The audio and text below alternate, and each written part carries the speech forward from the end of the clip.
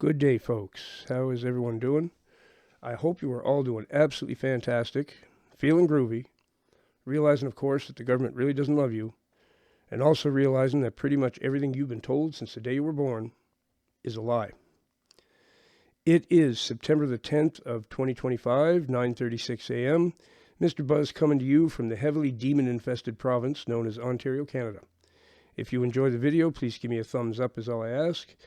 If you'd like to support the channel, there's information in the description on how you do so. And I also offer guitar lessons through Google Meet. And just for people who didn't watch my video yesterday, who are used to my old intro, when I went to the place where I pick up donations yesterday, I was asking the Lord, I had a feeling that He wanted me to change that intro because I said a bad word in it. And I'm like, Lord, you want me to change that intro, don't you? The way He always answers me, He spun my head around, and on the glass was a sign. The first words on it were "Zero tolerance for swearing," meaning you weren't able to swear at the employees, or they'd call the cops and stuff, because it's a place that gives out loans and stuff too. So people get really mad when they get refused and stuff. So that's what He answered me with, that little sign: "Zero tolerance for swearing." Okay, Lord, I will repent as soon as I get home, and I will change the intro from now on. So if you're wondering why the intro changed, now you know. So I have a video now that got between 50 and 60,000 views. I didn't see that coming, but that's what happened. The video entitled "God Said Speak to the Ones Who I Isolated."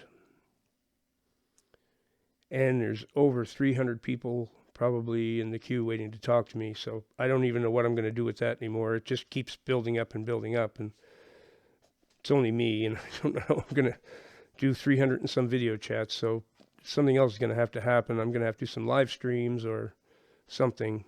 I'm still thinking on how to handle it. But obviously there's a lot of people who the Lord isolated.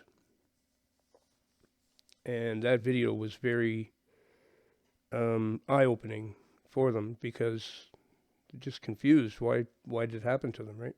I know, because that's what went through my mind too.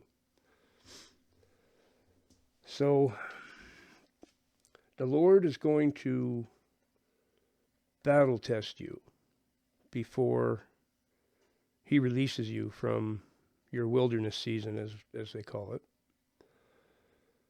He's got to make sure you're resilient and paying attention and listening, mindful. You need to be mindful. That's a big one. He can't have you going on autopilot and not thinking about what you're doing or being aware of your surroundings or anything like that. So by the time He releases you from that isolation, He will have battle tested you. And He's going to do a bunch of things to see how you handle it, right? He's going to do various things. And He's going to see if you're strong and wise and mostly humble. The one thing that people who work for the Lord need to focus on daily is humility. And this is something that was a real big problem for me in my younger days. I was a musician, and people were fawning over my guitar playing all the time. And, if I entertained at a party or something, people would just make a big fuss over me all the time. And it went to my head after a while, and I started acting the opposite of humble, arrogant, conceited, egotistical. And the Lord's children that He has down here doing tasks for Him, they can't be that way. So it's even happening now again. I mean, the attention I've gotten in the last few days, those emails I read yesterday made me cry. Literally, I sat here crying when I read them. I was like, wow. Some of the things people have said to me, just mind-blowing.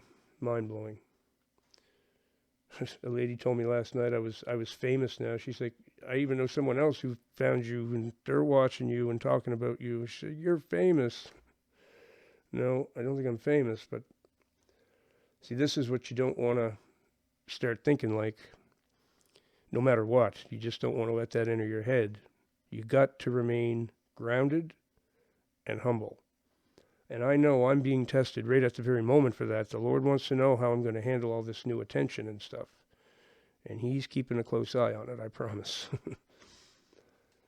So this is part of being battle tested. Okay, you got to be tested by the Lord, so He's really confident in, the way you've turned out after His training. Because this isolation is all about death and rebirth, really. What the person you are before isolation is not the person you are after isolation. You completely transform.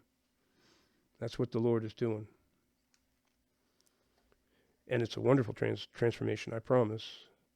Even though it's extremely painful to get there, it's a wonderful thing He's doing for you. So be very grateful. This is the other thing. The Lord needs to test you to make sure you stay walking in gratitude.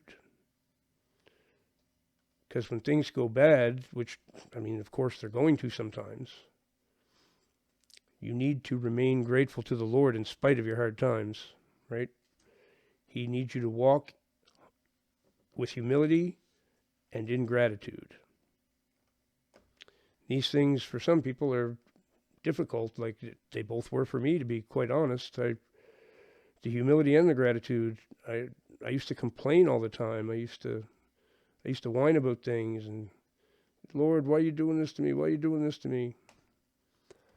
The Lord knows what He's doing. I didn't need to be questioning anything He's ever done, because everything He does is perfect, right? So don't question the Lord, and don't want to complain about the hard times, because it might be the Lord doing it to you. He might be doing it to battle test you, to see how you're going to handle it. Now, resilience is another thing you need,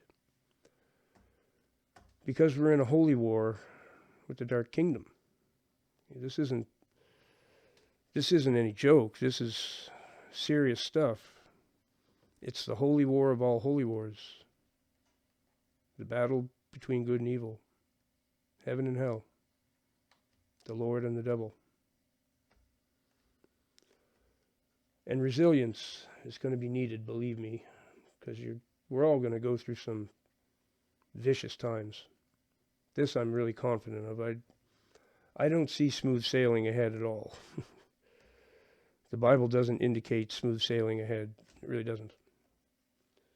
So resilience. You gotta be tough. He's toughening you up. And if it goes like it did for me, believe me, 10 years of isolation, you'll be tough, all right. You'll be tough. Because He knows you might have to do it again. You might have to do some more isolation time somehow. Anything is possible going through these turbulent times we're in. And you got to be humble, walking in gratitude, and very resilient. And also very mindful. Pay attention. Like I said, the way He told me to get that swear word out of my intro, you got to pay attention to things like that. Some people might have saw that and thought, oh, that was just a coincidence that I looked at that very moment.